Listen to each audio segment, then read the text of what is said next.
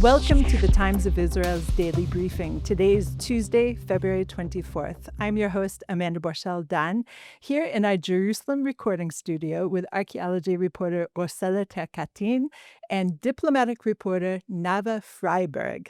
Thank you both for joining me here today on this beautiful wintry day in Jerusalem.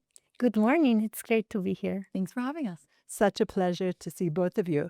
In the first half of the program, we are going to be discussing updates on what is happening between the U.S. and Iran. We are also going to turn to Gaza and learn more about the clearing of tens of thousands of tons of rubble from the Israeli-controlled territory, as well as the policing, the Palestinian policing on the Hamas-controlled side. And then we're going to turn to the Great Isaiah Scroll, one of the Dead Sea Scrolls, which went on display for the first time since 1968 in its entirety last night. So all of this and more when we're back. And we're back. I'm Amanda Borschel-Dan here in our Jerusalem studio with diplomatic reporter Nava Freiberg. Nava, this is your first time in our recording studio, and welcome, first of all. And I would like to hear, before we turn to Gaza, which you and our diplomatic correspondent, Laser Behrman, have been working on, I'd like to hear just what we know in terms of updates about Iran and what's happening, all the tensions, every single sound we hear in the sky every night makes us think that the war has begun. But what are you hearing in the past 24 hours? Sure. Well, first of all, compliments to your studio because it's beautiful and I'm honored to be here. Thank you. We haven't seen anything too alarming, I would say, over the past 24 hours in terms of Iran updates. There were a lot of reports that made a lot of noise last night, but I don't think it was anything more than the usual wave of conflicting reports that we're seeing almost on a near daily basis these days. I think that we see the U.S. and Israel both continuing to prepare militarily for a confrontation with Iran, but we still, at least officially, know that the U.S. is giving diplomacy a chance. Right now, the U.S. is waiting for the next draft proposal from the Iranians. Iranian Foreign Minister Abbas Araghchi is supposed to submit that by today, which is what U.S. envoys Steve Witkoff and Jared Kushner requested during the last round of nuclear talks last Thursday. And then after that proposal is submitted, we would wait to see, how the U.S. responds to it, what their reaction is, and then based on how that goes, there's supposed to be another round of talks in Geneva on Thursday between Kushner, Witkoff, and Araghchi. So those are, through the official channels, at least what we're expecting. U.S. President Donald Trump is supposed to give his State of the Union address today, and so we might see more clear signaling from him in terms of whether he's leaning more towards a military strike or giving the negotiations more of a chance. He said last night he denied reports that his top general was against the joint U.S. Joint Chiefs of Staff was against advising against a strike, and basically made sure to make it clear that all options remain on the table. And from the Israeli side, Prime Minister Benjamin Netanyahu reiterated his threat that if Iran attacks Israel, it would be a mistake last night and had a limited security meeting. So that's the gist of it. But I think we're going to have to wait till later today to really know what's going on. That's a great update. Thank you so much for that, Nava. Now, let's turn to Gaza. And we heard from U.S. President Donald Trump last week that peace is in the Middle East. The Middle East is at peace right now. Somehow we don't feel it so much. And so I want to drill down into the idea of policing inside the Hamas-controlled side of the Gaza Strip. You saw some documents which pretty clearly indicated that Hamas is definitely shoring up its control and creating workarounds, different detours around the board of peace, and any way it can, it is going to hold onto power. This comes as no surprise to anyone who has even heard of Hamas. But what I'd like to drill down into today is the idea of policing. And there's this technocratic board that is working in the Board of Peace constellation. It's made up of Palestinians, many of whom had ties to the Palestinian Authority, and they sent out a call for positions to be filled in the police force. So first of all, tell us about this call for positions to be filled. Sure. So, like you said, the National Committee for the Administration of Gaza, or NCAG, as the cool kids call it, is just now opening up applications for both male and female Gaza residents aged 18 to 35 that want to participate in this local Palestinian police force that is supposed to be deployed in Gaza under Trump's plan for the Strip. I think it's important to zoom out for a second before we talk about this police force, because it's getting attention now since the applications have opened up, but it was a open, addressed part of this plan from the beginning when we saw the United Nations Security Council resolution approve it. But I actually have been following this for a couple of months now, and I think it was a somewhat overlooked component of the plan, which is unfortunate because I think it's arguably one of the most critical parts of this framework. And the reason for that is because, like you said, we have this up top Board of Peace body that, at the highest level is overseeing the post-war Gaza, management of post-war Gaza. Under that, you have the Gaza Executive Committee, which is a multinational board that's more directly working with the Palestinians and mediating countries in the region to enforce this plan.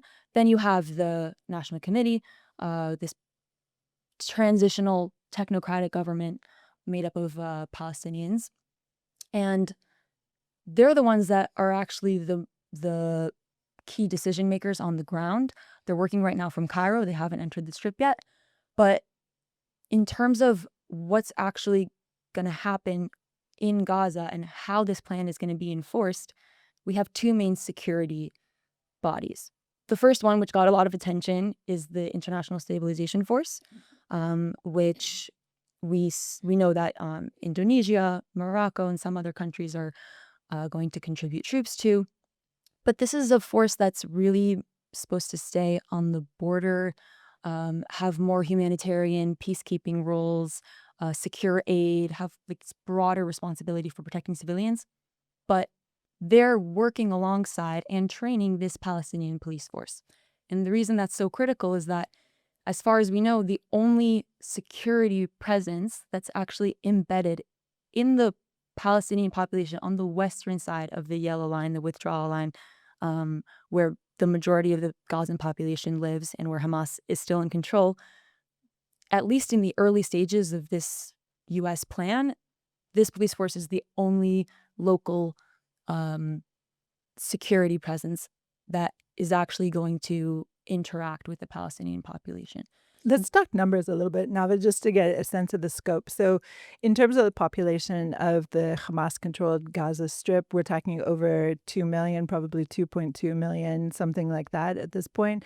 And the security forces that we're hearing that could arrive for the international security force is not that great, meaning 8,000 from Indonesia, I believe, a couple other thousand perhaps from Morocco. Not a huge force, something like 10,000 maybe. I don't know. We'll find out more as things unroll. So how many police force are we talking about from the Palestinian side? What is the number? Yeah. So in terms of the ISF, the U.S. Army Major General Jasper Jeffers, he's the appointed commander of this International Stabilization Force, and he said recently that the long-term plan is to have 20,000 ISF troops and for them to train 12,000 Palestinian police officers. And then at the first inaugural Board of Peace meeting last week, Ali Shath, who's the head of the NCAG, the Palestinian Technocratic Government, he said that he expects about 5,000, I think, newly trained Palestinian police officers to be deployed within 60 days.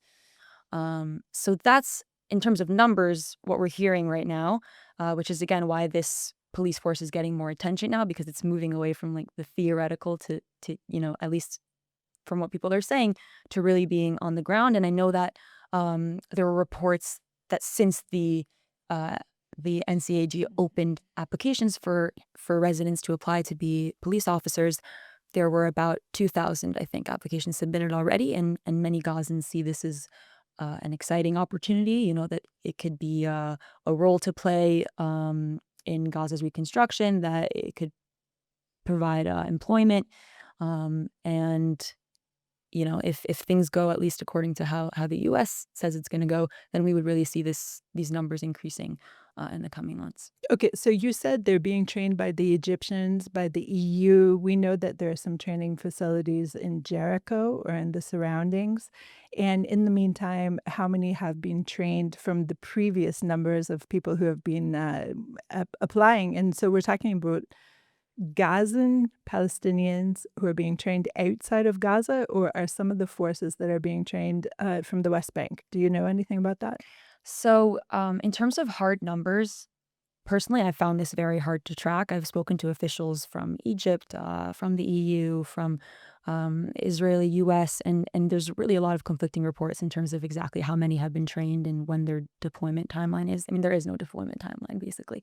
But, you know, ideally, I think that the majority of this police force would be local Gazans. There were officials that told me that that's part of um, the US's hope in using a local police force, is that this would be a more efficient way of actually ensuring security and controlling, from a security perspective, this population, because you're not bringing in foreign, it's very hard to have, let's say, the ISF to make them responsible for local policing, because you have troops from a different country that don't really understand your background, or, the Gaza's new to them.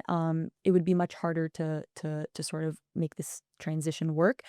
So they really want to use mostly local Gazans, but I do know that under the European Union and Egyptian training, some of those would be Palestinians from the West Bank, but I was told that they tried to make sure that they're Gazans who had relocated to the West Bank or have family members in Gaza, so that they can keep the population as cohesive as That possible. makes a lot of sense to me. Now, the big question is, of course, and we let in with this, Hamas is trying to keep control as much as possible, and its hands are in every single pot in Gaza. So, what's the screening process like? How do we know that these new police officers are not just Hamas? Yeah. So there were reports last month that I think it was a Reuters report that stated, quoting a Hamas official, that Hamas was looking to integrate its current police officers into this, not necessarily into this police force, but to have them cooperate with the NCAG, which presumably would mean they would fill policing roles. And this was part of a broader push by Hamas to get its 40,000 civilian and security personnel to cooperate with the NCAG, which me and Laser wrote about in our piece about how Hamas is sort of, you know, using this public sort of display of cooperation in order to really ultimately maintain power in the Strip, and they're reassigning commanders into civilian roles, and um, that's part of what this is part of a larger trend by Hamas, like you said, to maintain control. But they hope to integrate their 10,000 strong police force. These are people that, from Israel's perspective, are terrorists, on like the same as the members of the Hamas's military wing, the Qassam brigades. They don't differentiate. If you're a Hamas member, then you're an enemy of Israel. And these were also, some of these internal security forces were participated in the October 7th, 2023 onslaught. So it's clear that Israel would oppose this. The EU and Egypt, I was told by two diplomats, are completely opposed to training Hamas-affiliated personnel in their training programs. But they're not the only ones training, and we know that the U.S., the ISF, is supposed to conduct their own training of these Palestinian police officers, and we haven't seen the U.S. or Israel officially publicly deny that any Hamas-affiliated personnel would be included in this force. So that's something that I'm keeping my eye on very closely. I really appreciate this reporting and you bringing this to us. Now, just to very quickly brief us on the tens of thousands of tons of rubble that are being taken out of the Gaza Strip. Yeah. So another report that we've seen recently came from Israel's Channel 12, and they cited an internal document from the CMCC, which is this coordination center overseeing the Gaza ceasefire in Kiryat Gat, that as of the middle of last month, there has been up to 70,000 tons of rubble cleared from southern Gaza near the Rafah area. And this was specifically done in order to prepare for Gaza's reconstruction. This sparks some concern in Israel because Prime Minister Benjamin Netanyahu has publicly claimed repeatedly that Gaza's reconstruction will not commence until Hamas is disarmed. But, there's a bit of a gray line in terms of, okay, we're clearing rubble, but are we, really creating housing, creating jobs? We know that the U.S. wants to push forward this plan as much as possible, and that they sort of crossing fingers that disarmament will happen along the way. But it's definitely a sign that this process is underway, and we saw Kushner mention this last month as well, that the rubble clearing had started. I'll just add a note that we heard another official from the technocratic government say that reconstruction will begin with clearing 70 million tons of rubble from Gaza. So if we have 70,000, that's 0.1%. So it sounds like a lot when you just throw it out there, but for, keeping it in context, this is very far from what ultimately would need to be done to start reconstruction. But both the Prime Minister's office and the CMCC declined to comment on this. And we're not really seeing it come through those official channels, but, we'll keep updating as much as possible. Nava, thank you so much for all of these updates. Let's go to a short break. And we're back. I'm Amanda Borschel-Dan here in our Jerusalem studio with Rossella Tercatin, our archaeology reporter. And we are now going to talk about a great love of mine, the Dead Sea Scrolls. And the Dead Sea Scrolls were found in the Greater Israel territory, shall we say, in the mid-1940s through the mid-1950s for the most part. Most of the great extent of the Dead Sea Scrolls, and we're talking about 10,000 fragments or even more of parchment, of papyrus, even, animal skins. It could be from any kind of material, actually written in Hebrew, Aramaic, some in Greek, some in Latin. It's a vast, vast corpus of document, and much of it is biblical. A lot of it is rabbinic. Some of it is tax documentation, but much of it was discovered and is still in the hands of Israel through a long, involved process, which we're not going to get into today.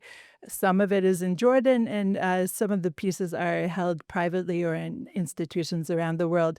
But for the first time since 1968, one of the largest, probably the largest, the most extant book, the Book of Isaiah, is on display in the Israel Museum. And I'm so jealous, Rossella, you got to see it last night. Yes, I have to say, it's amazing. It is. I mean, it's over 7 meters long, and, they imported a special glass case from Belgium, climate controlled, also the case and also the room, and you can just see it was the inauguration of the exhibit.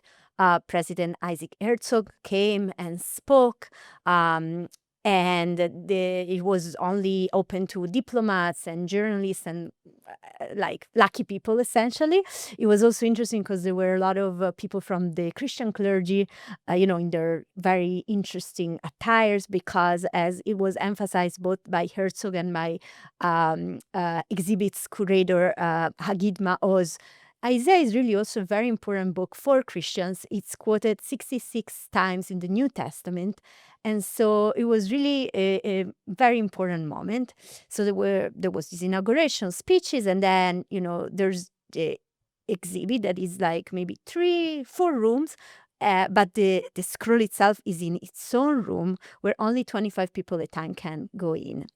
And so you see before like a little bit of the different, for example, jars that they found where they kept the scrolls, and a little bit of the history, some pictures from the first excavation. And then you wait, and then you enter a little room, and then it's like one of those things like when you go to certain banks that you have to enter a little room, and then you wait until the door behind you is closed, and then the new door opens, you go in the room, and there's this long, long, long glass gate. And, I have to say, a few weeks ago, I interviewed Professor Marcello Fidanzio, who is a world expert on the Dead Sea Scrolls. He happens to be a fellow Italian, and he also contributed to the exhibit, curated the catalog, A Voice from the Desert, and he was telling me how really, as a scholar, he feels that the scroll like speaks to him and to us, saying, because you can see it's like very long. Again, it's a lot of parchment, or better, vellum, and you see like stitches, like not only to stitch the different sheets together, 17 sheets, but also if there was a little like if it broke a little bit, they put some patches, like also leather patches, and then you can see, there still are some holes. And he was telling me, how he feels like you can really see how much the scroll was loved and cared for and used, because they believe it was created around 125 BCE. And then the scroll was deposited where it was found in Qumran in the 2nd century CE. So we can assume it was in use for 250 years. And you're telling me you could see people really cared, and they used it, they kept it, they maintained it. And it's nice to hear about it, but then you go there and you see these stitches, and you see this some letters fading, and you see some little things written on the margins, and you're like, oh my gosh, it's really true. This scroll is speaking to us, and it's a really special feeling. And I want to also add that this scroll is the oldest near complete biblical book that we have, meaning there are, because there are some holes, there are some things that here and there might be a letter missing, a word missing, but it's basically, complete. It's almost identical to the biblical text of Isaiah we use now to this day, except for some spelling issues, a word here and there. And, then if we want to find another copy of a biblical book, we have to go a millennia later, like 1,000 years later. And so it's like one of those things that I almost ask myself, what if we didn't find the Dead Sea Scrolls? Like, what would academics be saying, or people would think about the Bible today if we didn't have actually such a tangible proof that it happened a long time ago? And so I think it's really interesting. Obviously, it's interesting for scholars. It's special for people of faith. It's special for, I don't know, history and archaeology nerds, because it's just there, and it speaks to us, and you can see this whole thing, and kind of like if you can try to read it, and I want to add that there was, right before the room where you see it, there's also a room where you see a little movie about how it was found and ended up at the Israel Museum. And normally these movies in museums, sometimes they're good, sometimes they're bad. But this was like a little Indiana Jones movie, 5 minutes at the Israel Museum, because the story is kind of incredible. It was found by Bedouin shepherds, and then it was sold to an antiquity dealers for I don't know, something like the equivalent of $97. It was 4 scrolls sold for $97 in current value. And then it was sold to the head of the Syrian church, who essentially held it. He showed it to Israeli archaeologists, but then a few years later, he went to the US trying to sell it. And then this archaeologist, who has basically left his heart on this object, sees a little posting on the Wall Street Journal saying, hey, ancient scrolls on sale, contact this mailbox. And so Israel works to buy them anonymously, because otherwise they were worried they wouldn't sell them. And so it's really, also that's fun, you really see, and you see, obviously videos from the time, and some, I think, artificial intelligence videos to kind of make up for the images they didn't have. So absolutely, for people who happen to be in Jerusalem, the exhibit is going to run until the beginning of June, because the scroll needs to be preserved. It cannot be exposed for too long. But yeah, it was a really special night. I'm even more jealous now, Rossella, not fair. But I want to ask you, as you touched on right now, the history of gathering the scrolls is so complicated. And in the exhibit itself, does it touch on the geopolitical nature of this problematic artifact that we're holding here? Because, of course, when it was found, Israel wasn't yet a state, and all sorts of laws and territorial situations. It was found in what is today called the West Bank. And should Israel even have the right to hold it? Then you put the layer of the heritage, and it's biblical, so it's for the Jewish people, but of course, territorial. So it's very convoluted and complicated, this whole story. So I think that what they do is that they do try to give some of the facts, starting from the geographical location and then going to the fact that, for example, the first organization that actually excavated Qumran and checked the case was the École Biblique, the French School for Biblical and Archaeological Studies, which is a Christian body that until then Israel sort of reunified Jerusalem in 1967, set in East Jerusalem in Jordan. So these things were explained. I think the larger geopolitical context wasn't, like what it means legally, what it means in terms of political controversies. It wasn't exactly said. But I do want to say that there were representatives of the École Biblique yesterday and of the Syrian church, and the head of the Syrian church at the time, it was explained, basically, he didn't want to sell it to Israel. They didn't explain why, whether it was a matter of money or whether it was a matter of politics and everything. But the current head was there, and they offered for the exhibit a copy of the New Testament written in Aramaic, which the church still uses. So they did mention Hagid Maoz, the curator, did mention it felt like sort of like closing a circle and being there together and sort of like celebrating the heritage, at least Christian and Jews together yesterday. And the largest geopolitical thing, it wasn't, let's say, at the center of the stage last night. Definitely. I'm sure not, for sure.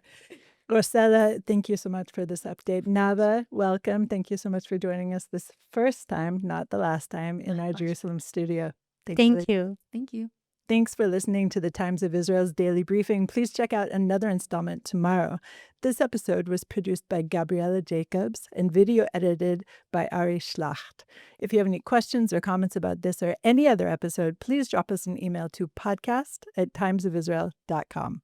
Until tomorrow, shalom.